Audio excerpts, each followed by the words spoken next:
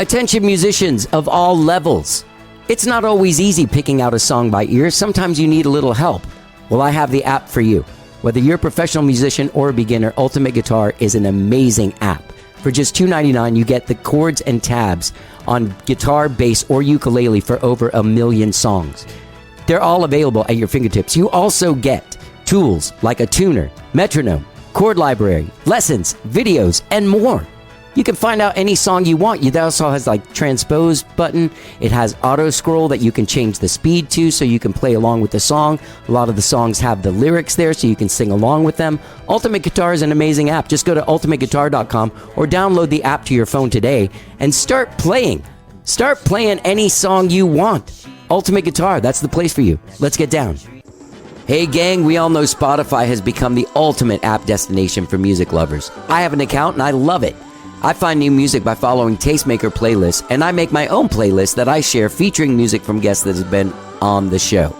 But did you know that aside from millions of songs, Spotify now has all of your favorite podcasts, including How Did I Get Here? Yes, all of your podcasts are available on Spotify. Just go to Spotify.com or download the app from your app store, and don't forget to follow How Did I Get Here? That's Spotify. Millions of songs, thousands of podcasts. Let's get down. And you may ask yourself, well, how did I get here?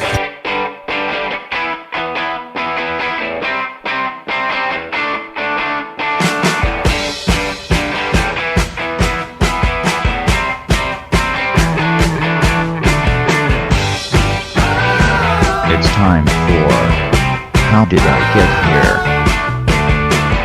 And now here is your host,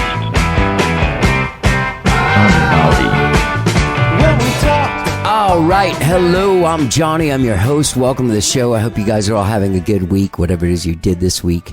It's been now all of a sudden it's very cold in Austin. It's turned all of a sudden very cold. It's nice though. It's very nice to have this weather back. Cold weather coming. Also, don't forget to turn your clocks back. Gang, I have a great show for you today. Singer-songwriter Lisa Morales is on the show. She has a brand new single called Freedom. It's out today. She's heading out on tour for a while. Her tour kickoff show is tomorrow and single release party tomorrow night, Saturday, November 6th at Far Out Lounge at 8 p.m. with the Texas Gentleman. Then she's heading out. You can go to lisamoralesmusic.com, find out when she's coming to a town near you. She's releasing her third solo album. This song is the first single from her third solo album, which is going to be titled She Ought to Be King. It's coming out next year. Produced by my dear friend David Garza, the great David Garza, who's produced so many great records. That last Fiona Apple album, he produced that. It features a host of really great musicians, including Rock and Roll Hall of Famer Greg Raleigh. Been in there twice, keyboard player. You know who he is? Greg Raleigh from Santana and Journey. David Garza, all these great musicians on it. They recorded it out at Sonic Ranch Recording Studio in Tornillo, Texas, which I talked to a lot of people about. For some reason, Money Chicha, who were just on the show, they did their record out there. I've been out there. I know that Crazy Tony guy. He's a really nice guy. I always say he's crazy, but I mean crazy in a really nice way. Lisa grew up in Tucson in a musical family and ended up having her band, as I said. I saw her band Sisters Morales in Houston, Bly Spirits and at Fitzgerald's and stuff like that. And her sister Roberta, who was part of that duo, the other half of that duo, passed away sadly in August, and we talk about that. And Lisa's been dealing with that, you know, and she seemed like she was in really good spirits. And you know, grief is a very terrible thing to have to deal with, but it's something that's informed her whole life. She lost her dad in a murder when she was like 14 years old, in a case that's never been solved. Insane. Anyway, Lisa and I have a great conversation. She really is a fantastic artist, and I've kind of gotten to know her a little bit, and I've talked to her over the last few years at events here in Austin. I've been trying to get her on the show for years, and she's been like, oh yeah, let's do it. But now we really did it, and I'm really glad that we did. It was really great talking to her. Guys, we both lived in Houston at the same time in the late 80s and early 90s, and the conversation goes off on these very Houston-centric tangents, which to me is great.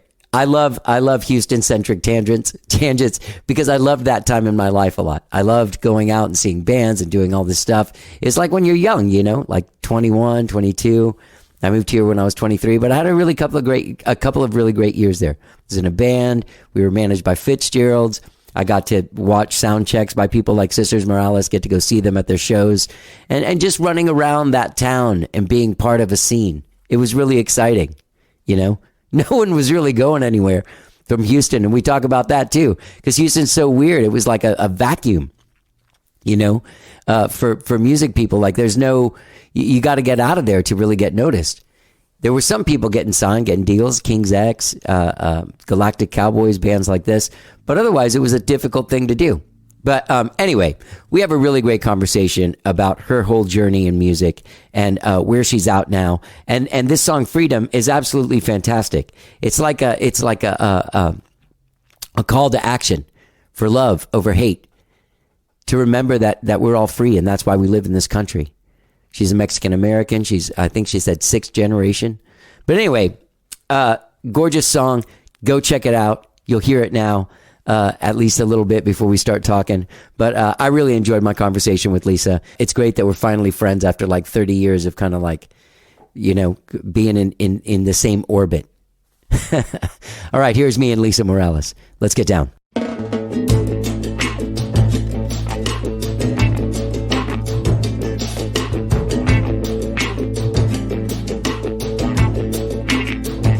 We gotta show that we really care, that the color of skin is equal every day. When someone hurts someone, you gotta speak up, treat everyone kind, with motherly love, kicking out the hate, no room for it here. Go on, take my hand, make it perfectly clear. Woman, child have rights, you don't get to judge. Did you have a weekly show at Blood Spirits?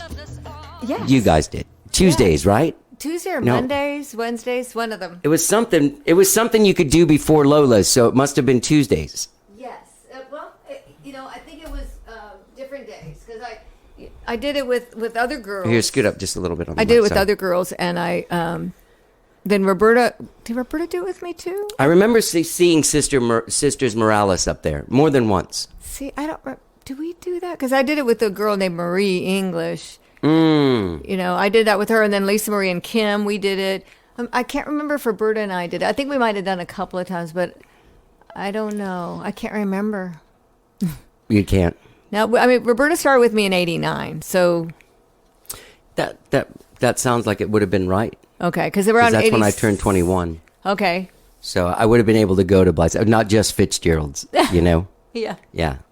I remember one time I watched your sound check at Fitzgerald's with Jim Kapfer. Oh, you're kidding? Because they managed my band. And so I used to just hang out there the whole time. Wow. Yeah. So did we meet before that? We did. I was in this band called Panjandrum. That was like a funk band. Yes. I was the singer of that band. Oh my gosh. Yeah, yeah. Oh my gosh. But yeah, we worked with them. So I was there. Like I was kind of like a... Fixture. But like at soundcheck, like I just because I love Yes. music and everything, it was exciting to go to soundcheck. Yeah, anybody's I soundcheck. did that at Rockefellers all the time. You did? Yeah, because I was all about music. It was all I wanted to do. You Yeah. know? Are you playing there these days? Have you been? I haven't booked there, but I hear that it's back. It's running. back. Yeah. Are they doing shows, or is it cover music, or is it? Well, that's interesting because I did a show there, original music, and then I played there with Skyrocket as well. Okay. So, yeah. I need to catch your both shows.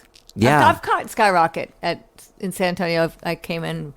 Did I come to soundcheck Didn't with we- you guys, or you're playing? I can't remember. No, that was at La Zona Rosa. I remember that. Weren't you and Kevin there at that?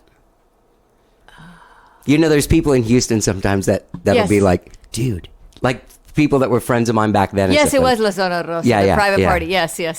They'll be like, dude, you're in a band with Drish and Darren. No, they're talented. Yeah. They're very talented. Yeah, but remember their scene? Yes. Their scene was insane. Yeah. I used to try to position myself in places where Trish would walk off stage and maybe notice me as she was walking by. Aw. It never worked. So yeah, the Houston days. How long were you there? Oh, forever. I was there for, a really long time before Roberta came.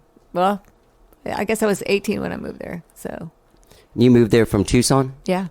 Why well, did I you- went to Germany, Okay. and I went to visit a girlfriend of mine. My German professor at the University of Arizona said, you need to go see this band because he heard me play. Because I was playing 5 nights a week when I was going to school. Oh. And so he said, you have to go. And he wrote them a letter and made an introduction. So when I went to visit my girlfriend in Munich, I took a train up and met the band. They had a concert that night. So they said, you're going to sit in with us. So anyway, so when I went and did I sat in with them, and they said, you have to come back and you got to be on this tour with us. This Texas band is going to be here with Jimmy Day playing steel guitar. And it was Clay Blaker and the Texas Honky Tonk Band. And so we all got along great. They said, we need your voice in Texas. So I moved back, told my mom I'm moving to Texas. And Wow. yeah, that was it. Wow, and you've been here ever since. Ever since. And then my sister came later. Right. Let's talk quickly about this song, Freedom. It's the first song from your upcoming album? Yes, it's the first single. She Ought to Be King. It's a great title. Thanks. This song's fantastic, but you got David and Greg Raleigh. Isn't that Jeez, what a cool album. Like that. And everyone else, not to belittle them, but in my world, those two guys are two of the coolest. Oh, Tim LeFevre on bass is just... Well, the track is incredible. Thank you. Thank you. I went back also. The song is really great. Let's talk about this song because it's a call to action. Well, it is, and I wrote it during COVID. It was about November. I just was climbing the walls. I had my kids at the house, and my sister was living there with me, and we were shut in. And I can't write when I'm with other people. I have to write when I'm by myself, and so I called a friend of mine and said, can I go to your place in Taos? And so I went up there for 5 days, and I wrote, and I just purged about 6 songs, and Freedom was one of them. And it was during the election. It was like a couple of days before the election. And I was just like, the place that we're in was just so crazy. Relatives are not speaking. You know, neighborhoods are not speaking. They're segregating neighborhoods into whether they're Republican or Democrat. It was just crazy. And then people were segregating again against races, and I was like, who are we? I can't handle this. And so I blew up and I said, Freedom, we've got to love each other. We got to get this back to where we were before. I mean, we went back to the 50s or worse. Yeah. I'm just like, it's not cool. Yeah. It's not okay. Yeah. That was a scary time last summer, like hearing shit your family would say. Not your friend, but mine. No, but mine. Mine, yeah. I mean, there are relatives that I had to unfriend them. One of them sounded like they were going to be the next abortion clinic bomber. Yeah. Not kidding. I was like, the things that they were putting on Facebook, I was like, this is nuts. Who are you? I don't know you, Right. And it's interesting because what generation are you American? Like sixth. Yeah. Oh, okay. So your people But my mom... Tu gente. She had dual citizenship. Okay. But she was from Mexico, but she was born in Washington, D.C. because her grandfather was attaché to the United States for Mexico. And then in 2 months she went back to Mexico. But so, and then her mother's from Tucson, born in Tucson. And a lot of people, they forget that the border moved. We didn't. Right. Tucson was part of Mexico. Yeah. Or New Spain is what they called it. Right. So, so I'm 6th generation. So, and growing up like that, going across the border, seeing what was happening at our borders at the time, affected you pretty heavily. You mean growing up?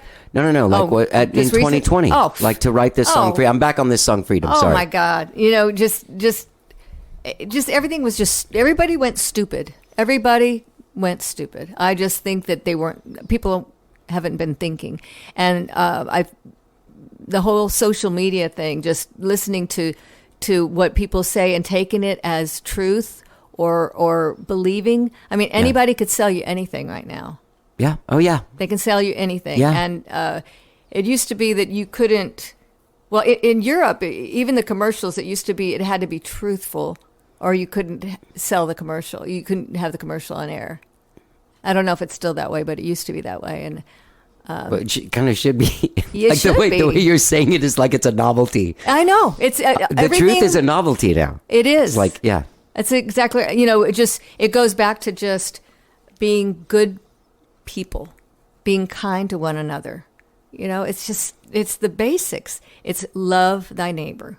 Yeah. And if everybody wants to get on the whole Bible thing, it's like, hey, go read it. Love thy neighbor. Right? Yeah. Using Christianity as something that against each other, it makes me laugh. It's just wow. That hypocrisy is difficult for me to actually swallow because of it just makes everything so much harder. All of that judgment. And I feel like that social media has really allowed people. It's like it's given a platform to all the crazies. Right, like it's difficult for a human being to kill another human being with their hands, but you put them 45 feet away with a gun, and it's not as personal. It's kind of the same kind of thing on social media, and no one's trying to learn anything. Everyone just kind of wants to put somebody else in their place. Yeah, it seems like that's what there's no argument that's being worked out, and like, oh man, I never thought about it that way. Or, no one say when like Jerry Springer was acceptable. Right. I was like, what? I mean, when I was little, there was a lady on the news that was doing the gossip, and my father cut that right then and there. He said, "That's gossip. We don't believe in that. That's not allowed in this house." Yeah, we don't believe in that. So, but then I moved to Texas. My old roommate, her mother would get the what is that, the National Enquirer? Yes. And I like how quickly I was ready to say that. Yeah, she looked at me and she said, "Did you read this about Dolly Parton?" And I was like, "That's not true there, okay? That's not." I was like, "Oh my God." But there are people who believe, well, you can sell them anything. So, and it's sad. I don't know. It's sad. It's made actually this pandemic, when we're in an actual health crisis, some weird politicized thing that has made it more difficult for our society to get through it. Yes, it has. Yes, that it has. sucks. Misinformation. We should be against each other and trying to help each other with the pandemic. That's just craziness. Yeah. So then you wrote this song. And you played it for David. What when David is like, does he get in and do like pre-production and like, oh, maybe you should add another chorus here, or maybe he, a lot of the songs, when I write, usually they're ready to go. Yeah, they are ready to go. That one was ready to go. Yeah. But his vibe, his vibe is just amazing, and he put the right cast of characters. Yeah. To be around it. And then when Greg Raleigh was over there, he was doing a project, and we asked if he'd sing and play B3, and he said yes. It was just it was a wonderful experience. That's amazing. But back to his production, then there was a song that wasn't done, Sirena. I was working on it, and he and I worked on it. And yes, he does pre-production. He's just all about the art.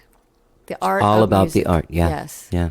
And we'd go walking through the fields of the pecan grove, and singing the song, and just until it was down. Rather than when you just write a song and it's still not really in your head. Well, that's he just kind of works you into your own song. You know, just that's awesome. Yeah. Have you worked with a lot? You've worked with a lot of different producers. Yeah, I have. Wait, did you wrote that song Todo y Nada on the record before? Yes. Juan Cabrera and I. Jesus, man, that's like a standard or something. Oh, thank you. Yeah, thank you. Thanks. So other producers, everyone works differently, and so David kind of is like a magical soul. He brings out the best in you. Of course, I worked with Michael Ramos, and that was a beautiful thing. I loved every minute of that. Yeah. So I've been very fortunate to be put with these incredible guys. David is just the art. He just brought out the very best, and he listened to me. Yeah, he listened to me.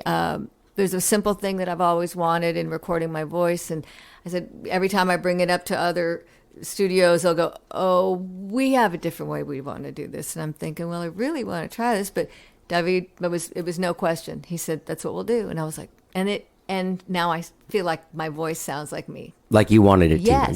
Yeah. Yes. That's awesome. Yeah. It was beautiful. And then Roberta and I used to produce our own records, and that was fun too. I love to produce. I Yeah. produced Hayes Carl's Flowers and Liquor. Oh, really? Yeah. I didn't know that. Yeah. That's really cool. Yeah. What did you have to do to him? Well, he was really new. Oh, he was yeah, brand yeah. new, and so my procedure is that I sit with people for months, and I watch their body language, because if something's uncomfortable, the body will tell you. Yeah. And so this is before he was doing leads and intros and outros. This is really the rawest of the song. Yeah. This is when he was first starting, and he's a wonderful, amazing talent, obviously. Where'd you find him at the One Two Well, Brothers Cafe and Saloon? He was at the old quarter, yeah, standing in Galveston, outside, yeah. and we were playing, and we were sold out. And Rex wouldn't let him in, but he had him stand outside. And then when we were done, he said, "I want you to meet this kid." And so, hey, I was like, "You made him stand outside?" He goes, "Well, it was sold out." I said, "Why don't you come and open for us next time?" And so he did. And then I was like, "Can I produce you?" Wow. So that's kind of how it went. And Roberta sang on the record, and David played on the record. So it was Wait, fun. David who? David Spencer, my ex-husband. Oh, okay. Yeah, he was in Sisters. Oh, he was. He's in San Antonio? Yes. Okay. Does he still play? Yes. In fact, Yeah. he's playing with me this weekend. Okay. He's from the Woodlands, Hayes Carl, right? Yeah. He's from Slash Pine. Do you know Brenda Mitchell? You know Brenda Mitchell, right? They used to own the One Two Brothers, the Spring Cafe. I probably do. But Yeah. I remember Blonde the lady. Winchie Brothers. But they're big supporters of music and kind of part of that, the Mitchell. Oh, Cynthia. Yes, Yeah, yes, yeah, I do know from them. that Yes, family, I do yeah. know them. Yeah, she's married to Scott, Cynthia, and George's son. Okay. Yes, I have met them. They lived on this street in the Woodlands called Slash Pine. And I think I remember her telling me that she's like, "Oh, Hayes Carl, he's from Slash Pine." like he's from the neighborhood. He's from the neighborhood in the Woodlands. He's great. Yeah, he is great. Who else? Have you produced other people? I'm working with this. Well, yes, I have. Oh gosh, Brad Boyer, really great country artist. Jefferson Clay, I produced his album. He ended up doing some stuff with Clint Black and doing TV shows and stuff through it. So That's awesome. yeah, All right. So you're from Tucson. I am. That's where you were born. Yes. And there's a musical family, Yes, but not. I mean, yes, it is a music. like your parents. Well, my dad sang. He Okay. had a voice like Sinatra, but he was a lawyer. He didn't believe that you could do what you want to do Yeah, because you have to yeah, feed the family. Yeah. So he's old school Mexican. Yeah. I don't know if I'm Cuban. I and did so know that. I know. You know what that's like? Yeah. That's my grandfather up there. I used to get those talks Oh. when I was younger about that stuff. Like, you can't just mess around the whole time.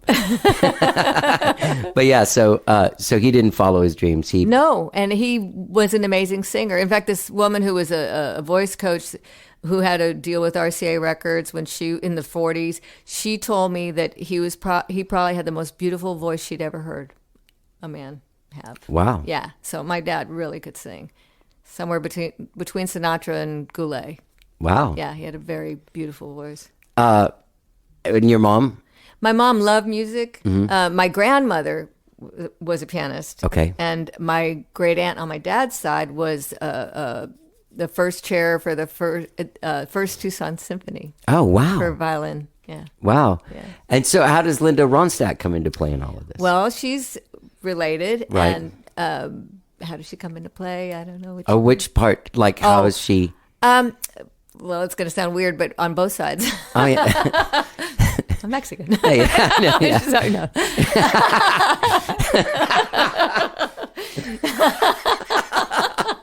It's not my first cousin, dude. No, she's on my grandfather's side. Okay. Have you ever met her? Yeah. Yeah? Actually, Yeah, I just talked to her Sunday. Wow. Yeah, Is she doing okay? She's really doing well. She's, she's dealing with Parkinson's, which Yeah. isn't fun for her, but her brain's intact.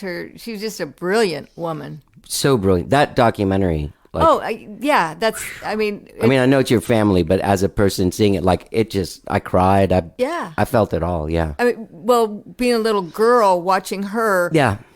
it gave me hope that I could make it. She Yeah. did it, so it was like, well, then I could try. Totally. So yeah.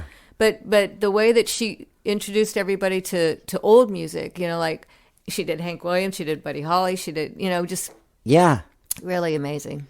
It's funny because the different idea I had, because I had the poster.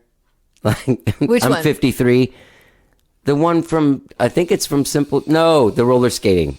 Oh, okay. Born in the USA. Yeah, that's funny. But yeah, she seemed. I always had this vision of her as like a bad girl, and I remember seeing her one time on the Tonight Show and kind of like saying, "I don't like these people and they're cussing all this stuff." I was like, "Really? I thought you were like some." And then when I saw the documentary, I was like, "Oh, she wasn't like some coke snorting party girl or something." You know what I mean? She was. That's the Inquirer. Seemed like she made it through the 70s with her head intact. Yeah, I mean, she's just brilliant. She reads all the time. Yeah. And, and she loves to sing. She, unfortunately, she can't do that. But now she's writing another book. She's actually writing 2 other books. Really? Yeah. So Wow. I don't know if you've read the first one, but she didn't have a ghostwriter. She wrote it all herself. She wrote it all herself. Yeah. I think I listened to an interview of her on Fresh Air for that book. Okay. Yeah. Is that when she first started talking about how she wasn't able to sing? Because of the It was Parkinson's? soon after, I think. Yeah. That she had the I remember book that- come out. I don't know. Sorry. So as a girl, what was the first instrument you picked up? Piano. Okay. Because my grandmother taught us all when we turned 5. She taught us piano, and she was tough. She learned on a mute piano. She was going to be a concert pianist. What do you mean? What's a mute piano? One that doesn't have any sound, but it's weighted keys. Oh. And it's for the action of the, Oh. it's to strengthen your fingers. And so, she did really old school. And I'll play you some recordings of her sometime. She's phenomenal. Wow. Phenomenal. Her teacher cried because she went and eloped instead of becoming a concert pianist. And he came to her house and cried to the mother, saying, she can't do this. She's amazing. And she would, when she played, I'd go there in high school. I'd leave school and just go sit and listen to her play. Wow. And I would just sit there and be mesmerized. She played from her toes on up. Wow. Yeah. And she did a lot of Spanish classical music. Yeah. And Debussy and all this other stuff too, but just amazing. And she was still learning pieces in her 90s. Wow. Yeah. Wow. That's amazing. Yeah. What an inspiration to learn from that.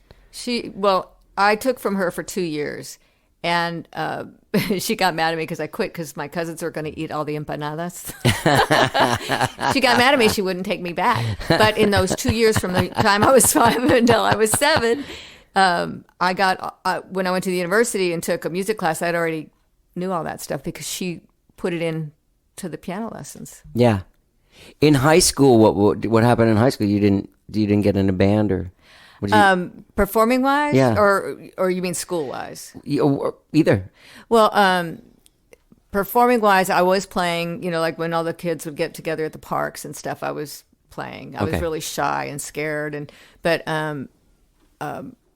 in high school, my dad had passed away when I was 14, so I kind of went into my cocoon and started writing. And so I wasn't really involved in school. That's when I started writing. Okay. Yeah. So my sister and I, when we were like 7, we started writing songs, and we had like books and books of songs, and we started performing when we were in grade school. We had an all-girl band in, I guess, 4th and 5th grade. Were there any girl bands that you could look up to follow? No, we just our girlfriend Tina Moore, and in fact, I talked to her not too long ago. She played the drums. We all took turns, but Roberta would play guitar, and we'd have tambourine, or else I played guitar, and we'd all switch off instruments. But we had our own all-girl band. It was cool. Wow, that's early on. Yeah. Sorry, what was your inspiration to do that? Like My Josie and brother the had a Pussycats? band. Okay. And he's 11 years older than me. Okay. And they'd have rehearsals at the house. Mom would always loved for them to have rehearsals at the house. So Yeah. we watched it, and they'd play for the neighborhood parties and stuff. And so we just wanted to be a band too. Yeah. It wasn't like we were looking up to somebody. We were just, well, I guess looking up to them. Right, right. So Being from, this just crossed my mind. Are you friends with like Raji and like Adrian Lake and well, other Tucsoners? I know Raji, but I didn't Yeah. know she was from Tucson. She just moved there, right? Yeah, but I thought she Is was she from there? Oh no, I didn't. Yeah. And Adrian, no, I'm friends with her on Facebook and stuff, but I don't know her. Oh, anyway, sorry. It's okay. Back to so what was going like when you had the all girl band? Where did you play? Like at In in the school. garage? Okay, at school. We play at school in the Lunchroom? auditorium. Yes, Okay. we did, and we charge a quarter. Yeah, what were you playing? Your own songs? we played some originals. We were called the Flower Children, and we had a song called Flower Children, and then we did "Let Me" by Paul Revere and the Raiders. Yeah. And then Tina would do the yell. And she did a lot of covers, and we did it. Well, no, we wrote some stuff with her too. No, we did originals. Wow. Yeah. That's pretty awesome for that age. So when you went to college, you went to college there in Arizona? In Tucson. Okay, yeah. in Tucson. And what were you studying? I didn't know. I knew I was going to be a musician, so I was kind of like, Appeasing. yes, my Yeah. mom. And so I did the worst thing was I took marine biology, anthropology, music. I was just taking everything at Right. once in one semester, which killed me. And Yeah. and then I went on my Christmas break, I went to visit my friend in Germany, and then I just never came back. How long were you in Germany? I just went for like a couple of weeks. Or maybe Oh, you a just never month. went back to school? I never went back to school. I came back and said I'm moving to Texas. Wow. Yeah, and when I went on that vacation to see my friend, then that's when the German band invited me to do the tour, which was in June. Right. So I went back and met everybody, and then I left. Okay, so you go to Houston. What era of, like, what was going on then? Well, oh gosh, the Iceman was playing still. The Iceman. Oh my gosh. Who's that? No, you know who it is. He played with Jimi Hendrix. Oh, Billy Gibbons? No. Oh. The great bluesman, Albert Collins. Oh, yeah. Yeah. Okay. Sorry. Okay.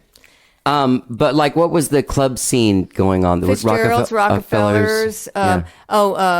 Club Hey Hey. Oh, yeah. Bonton Room. That's where I met Darren at Club Hey Hey. Okay, and then Pete and Pat were wonderful. They helped me. They had a place before that called Chelsea's 804, and Pete took me aside one night, and I was doing original music, and he said, "You're a female Steve Earle," which was like, wow. Wow. He said, "As long as you are playing, you have a place to play." Wow. Yeah, so it was really nice.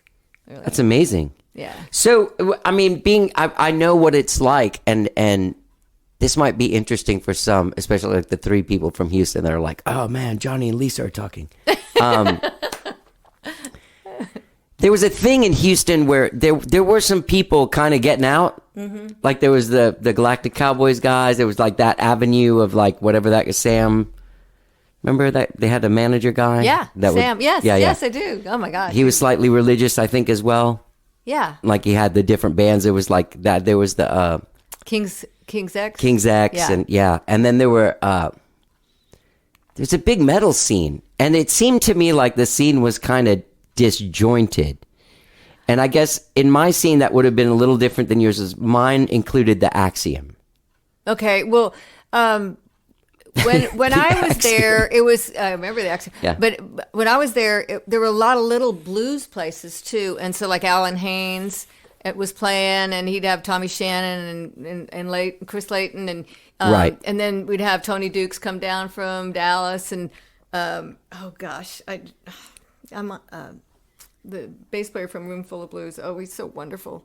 I can't think of him right now. But like Sorry, real I'm blues sorry. guys. Yeah, real blues guys. Yeah, Yeah. they were all playing, and so I'd get off my gigs and go and jam with them, and I'd be one of the Raylettes, or Yeah. we'd sing background vocal. We just were all we were all friends. It was like Edda's or something. Yeah, there was Edda's. There And were a lot Ready of different Room. places. Yes. Yeah, yeah. Yes, all those places. It was a blast. Yeah. And Junior Medlow. I remember Junior Oh Medlow. my Yeah. gosh, yeah. what a talent. And then I'd sing background for him, back up, I'd get off my gig and then go and sit in with him. And Yeah. I did a lot of shows at Rockefeller's, opening for I opened for Katie Lang, I opened for Chris Isaak. I did a lot of shows. That's awesome. Yeah, it was fun. That was I know the era of when you did that, and those were the times that were like You go from club to club. pretty heavy. Yeah, and Yeah. like Delbert McClinton would be playing down the road, and he and Leroy Parnell would come over and sit in with me over Right. at Pete and Pat's place over at Chelsea's 804.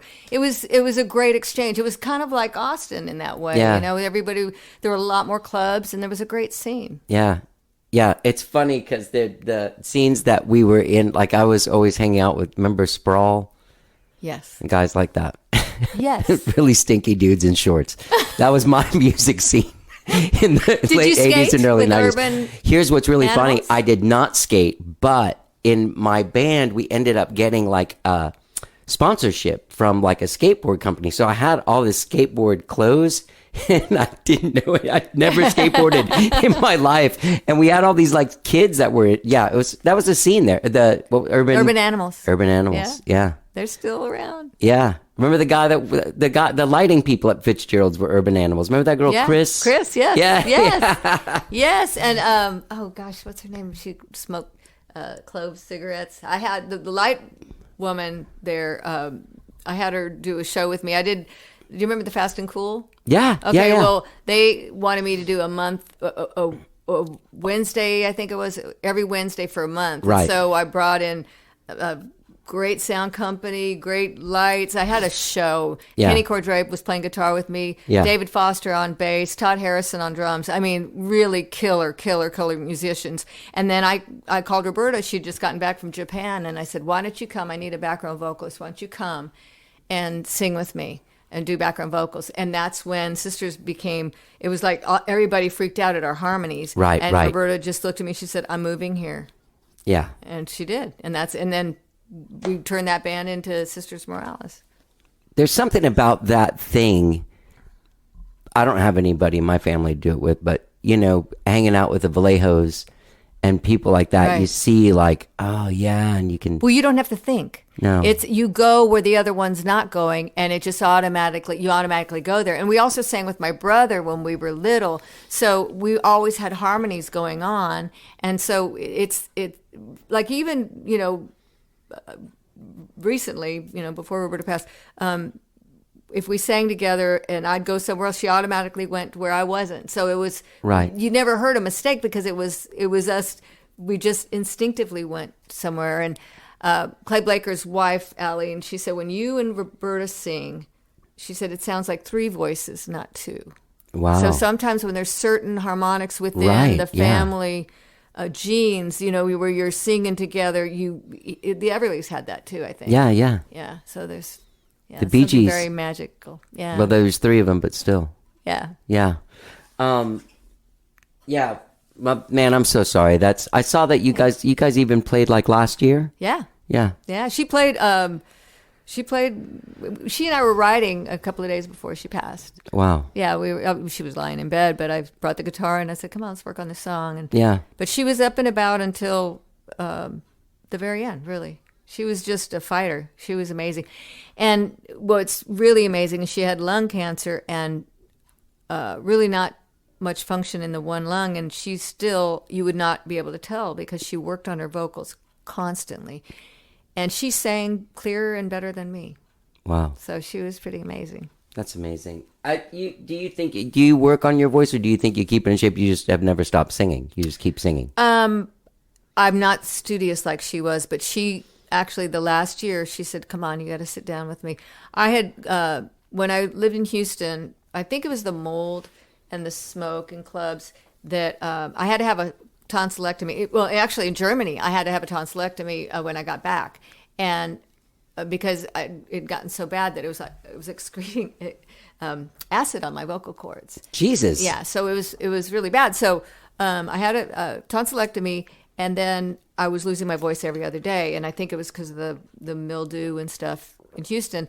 So Roberta went to this vocal teacher in San Francisco, so I went also and to learn how to keep from losing my voice. And so I, every once in a while I'd do these little exercises, but no, I'm really not. And she really got on me for that over the last year, and she'd sit down with me and give me lessons. Yeah. And so I'm on the way down here, I did my lessons in the car. You did? Yeah. Awesome. Yeah.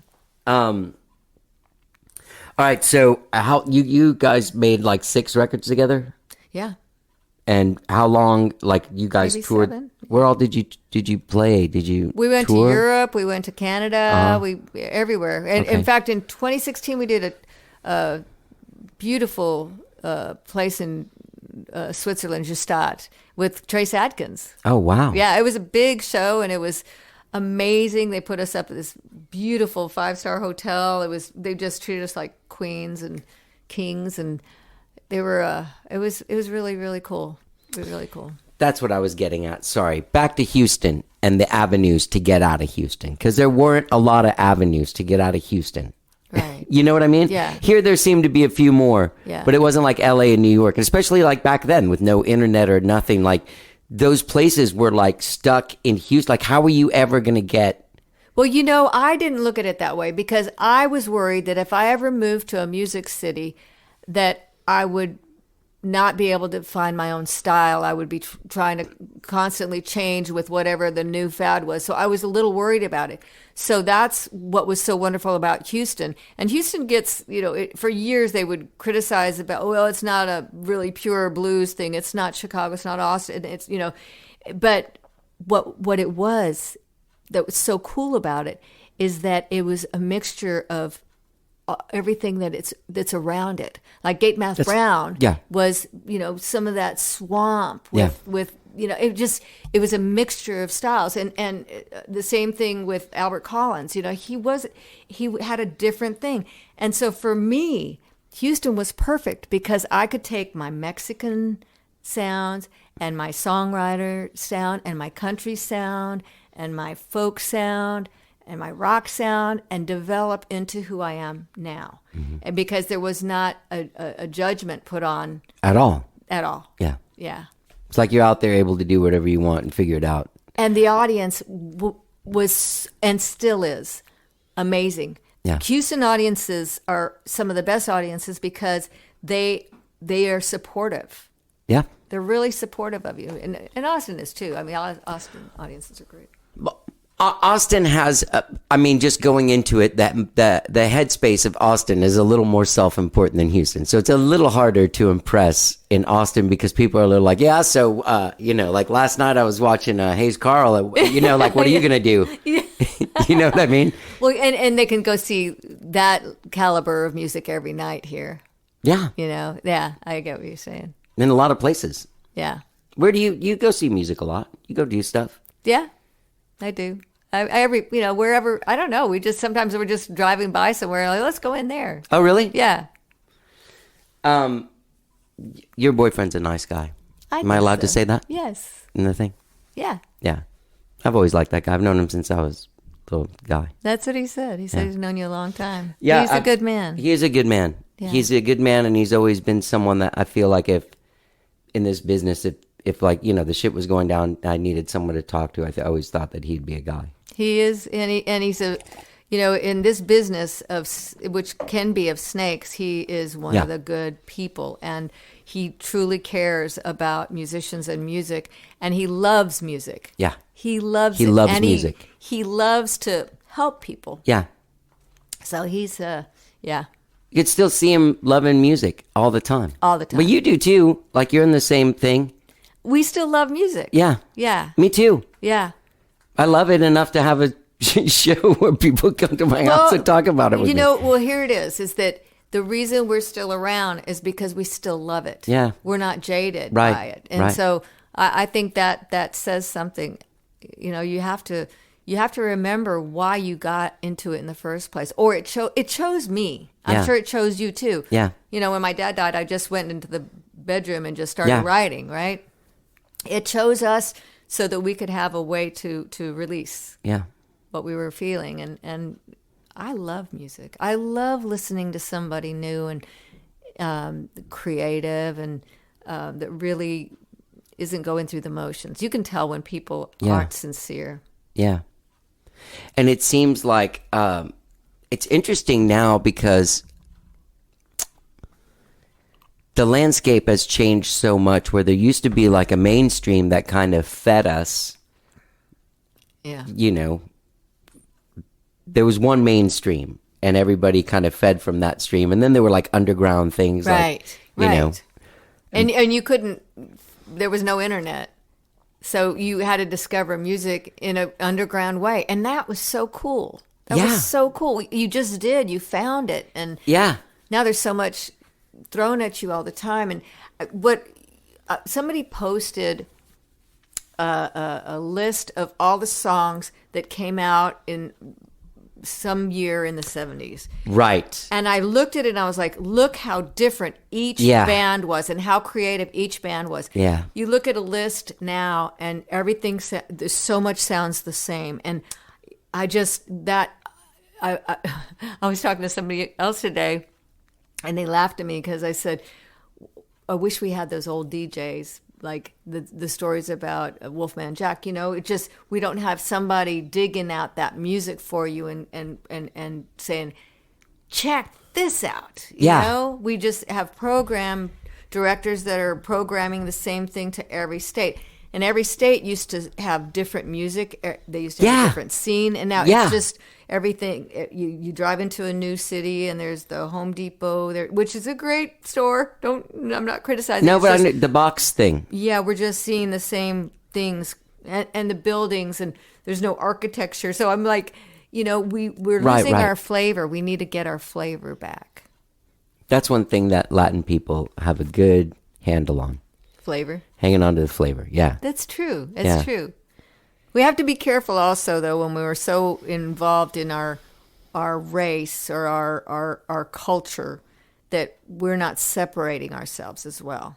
So there's a fine line. You know, we have to make sure that, you know, yes, we're all one. You know, that's where I'm getting. Yeah. So we have to be one because culture is wonderful. Religions are wonderful, but if they separate us and cause hatred and stuff, it goes back to freedom. Yeah. It goes back to freedom. Yeah. No joke. Isn't it funny that this business, because do you feel like you've gotten better? Music? Yeah. Yes. Like you're just getting better. Like even David. Yes. Oh, that's another thing I was going to say about the music now. Sorry, when you were saying the thing about the list, I let you finish, but I was going to say there's a thing about a lot of music now. I'm not just saying music now in general, but like the main style of music and the main way that people record is all on this grid, and everything is auto-tuned and everything is corrected to be in time to this place. David couldn't work like that, could he? No, we didn't. We didn't use a No. click track Good. at all. No, we Okay. didn't at all. I didn't think he would. And I hope to God there wasn't a pitch fix. I don't think there was. So He would never do that to anybody. And I I'm his my lawyer. rule is I'll sing it right. You know, I'll Yeah. sing until I sing it right. You know, if you listen to old Aretha Franklin records, there's movement. Yeah. Etta James records, there's movement. It's not a perfect note. It's a perfect performance. Exactly. And capturing magic. Yes. That's the difference, is that, say, now people are trying to carve out perfection as opposed to using the force and capturing magic on a, did you record that? Good, because that was magic. You know what I mean? Yes. Yeah. I mean, imagine having 4 tracks to record all those Beatles songs, you know? Yeah. And just, yeah. I'm all about the magic. Yeah. I'm all about the zone and the feel and you know, if it's not, you don't want it doesn't have to be technically perfect. Exactly. My brother, he plays at church. He sings and plays at church, and he said, "What is it with these young kids are coming in to sing at church, but they sound like the pitch fixer." Oh, He said I've there's heard a of that from tone in people their before. voices that they're imitating from listening to it. And that's so weird to me. I'm like, wow, I never thought about that. Yeah. Blood to the belt.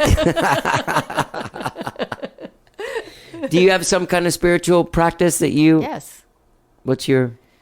I believe in God. Okay. I do. And And like to God, like what... Obviously, in like the way that we were probably both raised in the Catholic world.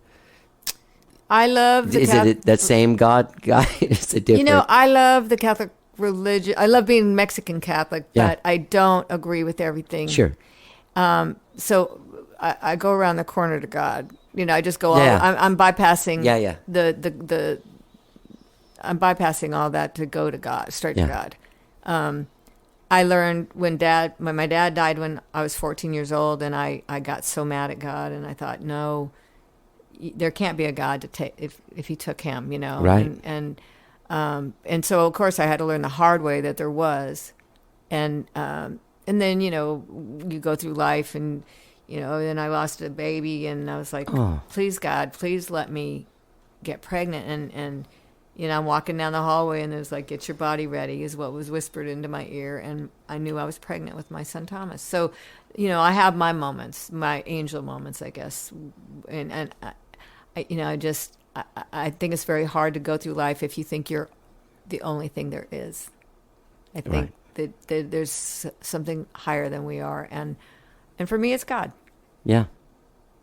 Do you share that with your kids? Yes, I do. But I let them make their own minds up, and you know, I take them to. My mother took us to different churches and said, respect everybody, and so I'm doing the same with my kids.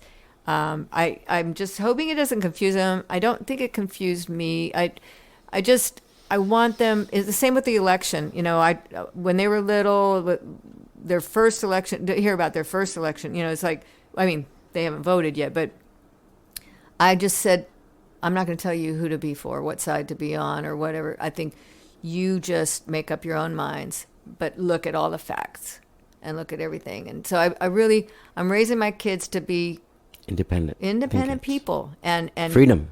Yeah, and kind. Yeah, and be kind, and they'll find their way. But they do know that I believe in God, and and you know, if they're having trouble, you know, say a prayer. Yeah. Say a prayer. Man, you've seen some shit. I guess that's just what happens, right? You go through it. Life. And Life is crazy. Yeah.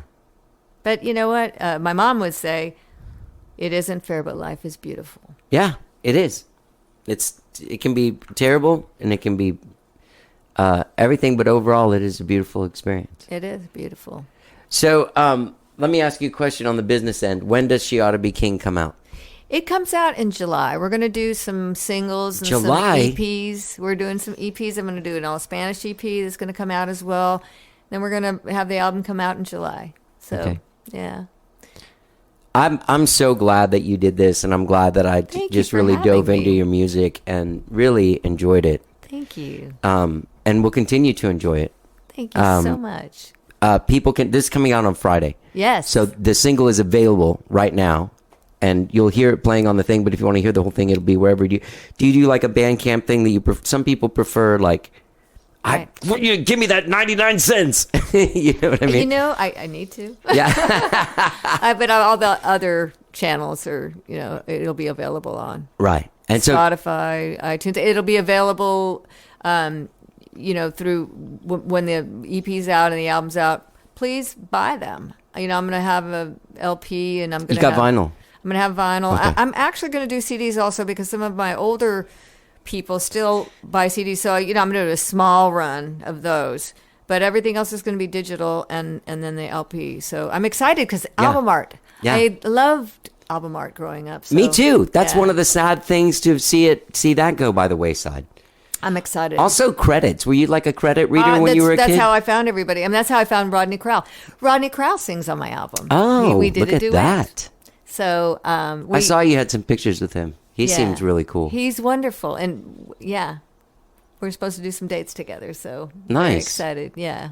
You got some good people in your corner. I'm doing some shows with Los Lobos in January. Shit, that is awesome. They're the badass boys. Did you see them when they were here last week? Were you here? No, I wasn't. I didn't go, but normally I would have been there. They're unbelievable. I've done a lot of shows with them, and they're my brothers. It seems like Steve Berlin's also just been here in town producing records for people. Well, he produced for Sisters. He produced he did? The Last Sisters, the second to last Sisters album. Yeah. Do you find that after you work with a lot of producers, when you go in to produce something for someone, those guys are saying stuff to you in your ear while you're working? Even though they're not there, like in an angel kind of way? Because you learn from everybody. If you're not arrogant, you'll learn. You take a little bit from everyone. Yeah, I think so. I think so. But I don't like to produce myself anymore. I like to participate, but I like to have other ears on me. Sure. Yeah.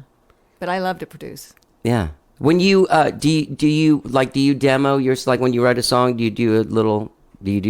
Pro Tools or GarageBand kind of No. thing? You just write a song. I write a song and I put it on my phone, and I should, but I mean, when I'm writing, all the stuff is coming to me as well, all the instrumentation. So after I write it, I'll sing the little drum part that I hear, or and do I'm not as techie savvy, and producers now know how to engineer as well, but I'm still the old school producer. Oh yeah, I sit back. Yeah. It's cool. It's me. Yeah. To me, the job, there's so many different kinds of, like, as far as I'm concerned, like that Banana record, the Velvet Underground record, as far as I'm concerned, that's one of the greatest albums of all time. Andy Warhol produced it. As far as I'm concerned, he's one of the best producers that ever lived. I don't know what he did, if he just sat there and was like, that wasn't good, or something. What I've learned is it's not always the producer, it's the collaboration between the people. Right. And that makes a great album. We had a producer who was named Producer Sisters did, and he'd done so great for this other artist, and so we got him, and it wasn't the right fit, So, I think there's a magic that happens when it happens, and you don't know what the ingredients, or you couldn't write it out before you went in. No, no. Do you know the mixing guy, Jack Joseph Puig? No. Oh, he's a guy who's done a bunch of stuff and produced a bunch of albums, like remember that band Jellyfish? Yes, He did those records, but he also did like No Doubt, and like he did a record with a band that I was in, and he told me this story about using the Force, and I took it and never forgot it. Like, he's just like, that thing in Star Wars, like, the guy wasn't joking. Like, it's real. He's like, he worked for some big guy, like, I don't know, somebody that he worked under. He was that guy was like, hey, go mic that guitar amp. And so he goes out, and for 10 minutes is like blind. And so the guy comes out and he's like, what do you doing with this mic for 10 minutes?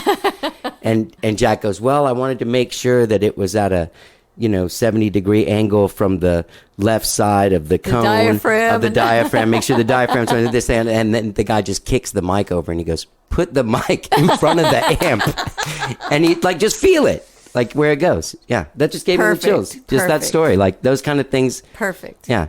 Perfect. I'm so glad you made your record with David. Is he playing with you live? We've talked about it. So, yeah. Maybe. I mean, yeah. He shows up. I did a show at 1-to-1, like 2019, like in the I went next door to get something to eat, and there he was with Samara, and he was like, "Hey, we're in town. I'll play with you." Isn't that great? Yeah, and he's the guy that didn't rehearse with the band, doesn't know the songs, and he's the best guy in the band. And he's the best guy. Even better than you. Well, if he hears the song once, he's got it. Yeah. He's got it. Yeah. And if he hasn't heard it, he's still got it. Yeah. He just knows what goes with the song. He has that extra sense. Yeah. Yeah. Yep, he really does. He's one of my favorite music people and just people. So imagine me in the studio with David and Kevin Womack. I mean, there's magic happening there. Yeah. Just the two of them being so positive and so encouraging, and I got to make magic. Yeah. You really did. I did. Yeah. It was so fun. And also that place is great. Well, we were there during the freeze. Oh. So but it didn't get bad, right? Oh, but we couldn't go back. Oh. And I had my brother come in to help with my sister, and they got stuck in Houston, and we couldn't get anywhere. But they're on their own grid in El Paso, Right, so right. we were really lucky. So I went to do 5 songs, but ended up doing the whole album. So it was just all meant That's to be. definitely meant to be. Definitely meant to be. And it Oh, was that's awesome. beautiful time, and Kevin took some amazing pictures out there. He's a great photographer. Yeah, he is a as great well. photographer. I saw the credit that he's credited on some of those photos. That's great, man. I've always thought the world of that guy, and I'm really glad that I've gotten to know you some. We should be Likewise. friends. You're Yeah. really cool. Oh. And I got to tell you, man, I mean, obviously we're not like in our Fitzgerald's era age, but you look incredible. Like you really do. Like you You're look very sweet. I know you do. Like you look incredible. You haven't changed that much. You and I are going to be best friends. There you go. Well, neither is Kevin. I mean, he's just got the white. That's all the thing. He's He looks the beautiful. same too, as he used to. Yeah, he's all love. It's funny. The other day I saw him at this this BMI party, and I had been talking to some people, and it was like Charlie Sexton's son and like some other young pop person, and this. I went over to this corner and I was telling David Grissom, I was like, I think it was like Grissom, Ramos, Kevin, some other guys that are at least a little bit older than me. And I was like, I just wanted to go stand in a part of the room where I was the young guy again. That he said that was fun. I was supposed to be there, and I don't remember. I think I. There's a band that he works with that was playing that. That's really good. Oh yeah, John Mook. John Mook. Yeah, he's wonderful. Was he a guy playing at a party that me and Miles went to? Did you guys come to this? Come to that? We came to it. It was John in a and- building. Yes, in a tall. In a yes, tall yes. building. And I was playing, and Henry You were was there. playing, yeah. Henry Garza was Yeah, there yeah, too from the yeah. Friendly Boys. Yeah, Yeah. He was with me. I mean, he was all of us. We- were playing. I felt like we were in such a different mindset and also like kind of drunk. When we walked in, it was like, hey, play. And we were like, what are we? I don't know what to do. Like Miles was like, I think we're being weird. And I was like, I think we are too. Because everyone was like already at those. I can't even remember what it was that he thought. Like it was like a completely different thing. It that was we just- thought it was going to be a different thing. It was just a jam. It was Everybody jamming. awesome. Del Castillo Yeah, was there, yeah. and yeah, Those guys are incredible. Those Del Castillo yeah, guys. They're great. Yeah. It was just fun. Well, Lisa, I need to finish saying these dates before I forget because I'm getting sidetracked talking to you. I like talking to you. Likewise. Your tour kickoff Saturday, November 6th at Far Out Lounge. That'll be tomorrow when people are listening to Yes. this. Tomorrow, 8 p.m. with the Texas Gentlemen. That's fantastic. Yeah, that'll be fun. They're Yeah. great. Really great. Far Out Lounge is a great place. Yeah. They were able. That's the place I went to. The only place I went to, like in November of 2020. So during COVID, yeah. Yeah, that's the only. That's the only place you could go. Yeah, I went to one of those drive-in shows. That was cool. But the only sort of like show was that one. It was pretty cool. I've never played there, so I'm excited. Oh yeah, it's nice. Hotel Congress in Tucson. That's November 13th. Yeah, next week. I can't wait. I'm Yeah, going man. home, and my family's going to come, and yeah, it'll be great. I'm very excited. I love Tucson. It's a wonderful city. I love it too. I love Hotel Congress. Yeah, I do too. It's a I great spent a venue. month there one night. It's a cool place. Yeah. It has a venue, right? What's Yeah. the venue? Yeah, that's where you're playing. Well, I'm playing outside. They're doing the plaza. We're doing the Oh, plaza. cool. Yeah, it's because I got a lot of relatives. Yeah.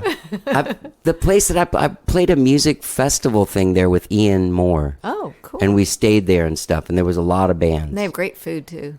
Amazing. Best breakfast. And Like- and their desserts, oh my gosh. I haven't had their desserts. Oh, well, I'm going to have one for you next Thank week. you. And you're doing, we have a lot of listeners in Houston. You're doing the Heights Theater on December 2nd. That'll be great. I'll be at the Mucky Duck on November 26th. Oh, really? Yes. Okay. Sorry about that. It's okay. No, But also, but yes. you're also doing Heights Theater? Yes. The Mucky Duck is your show, November Yes. 26th? Yes. Okay. Yes. Everyone get out there and check it out. Those guys did a lot during the... They've helped. What happened? Did they get robbed or They something? just got robbed, yes. And they took everything. What the hell is wrong with Everything. people? I mean, it's just nuts. They are the kindest people. When Roberta was in the hospital, they wouldn't let me go, into the hospital to see her. And so I called the Mucky Duck and asked if they would deliver something for me, so she would eat. And they fed the whole floor. They're incredible people. They're incredible. Is there anything we can do for them? Well, 'Cause they did a lot for musicians. They had those live streams going on, yes. and they've kept everybody working, and they have put themselves into debt just to keep everybody going.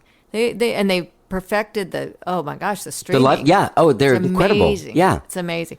I need to have you on one of my songwriter shows if I do one there. I would love to do that. I always feel weird about asking them. I just feel too axiom to go there. You know what I mean? I've done shows there with other songwriter shows, and I've played there with Skyrocket and stuff, but I always feel weird asking them to do a show there because they're always you should. What are you, guy from that funk band Panjandrum going to come in here and play? That's funny. Get out of here. That's funny. I would love to do that. Yeah, and I really I love your I love your music so much. And that Todo y Nada. Thank you. That is Freedom's an amazing song as well, but that Todo y Nada tickled something inside of me that was Thank you this very is good. much. Yeah. Thank you.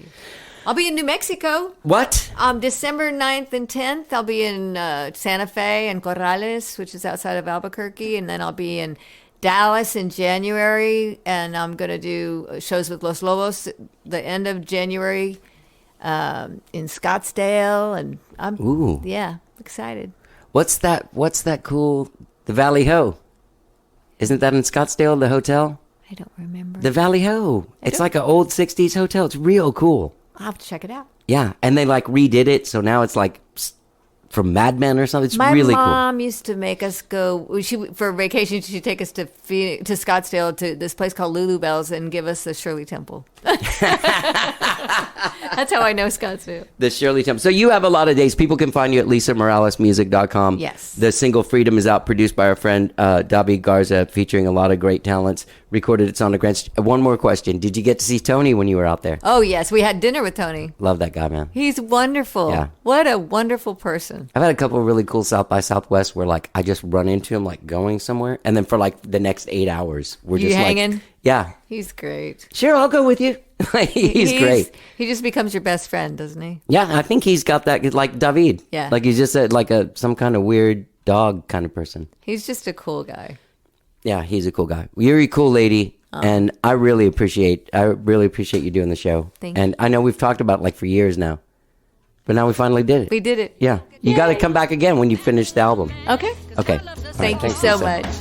Freedom for us all. Make the world. That's Lisa Morales. Check out her single Freedom. It's out now. Wherever it is you find your singles, produced by my dear friend David Garza. Go check out her tour kickoff show tomorrow, Saturday, November 6th at Far Out Lounge here in Austin, 8 p.m. with the Texas Gentlemen. Go to lisamoralesmusic.com and find out if she's coming to a town near you soon. Great conversation. I really enjoyed talking to her. What a great person. Great person. Really, really, really, really great person. Some people have great vibes. She has a great vibe. Really made me feel good talking to her. Hey, gang, don't forget when you're out there checking out lisamoralesmusic.com, don't forget to go to our new Instagram account, How Did I Get Here _official, and follow that account. Like stuff, talk about it. If you see something there, we need the interaction. We need the likes. We need all the stuff you can do. Don't forget to follow us wherever it is you stream and download your podcasts, be it Apple Podcasts, Spotify, TuneIn, Stitcher, wherever it is. New shows all the time, at least 2 shows a week, at least. This is the 3rd show this week. All right, let's hear the rest of this song, Freedom, by Lisa Morales. Go, if you live in Austin, go tomorrow night, Saturday, November 6th, Far Out Lounge, 8 p.m. with the Texas Gentlemen. Go to lisamoralesmusic.com for all of your Lisa Morales needs. Have a great weekend, whatever it is you're doing. Let's get down. Love is so powerful.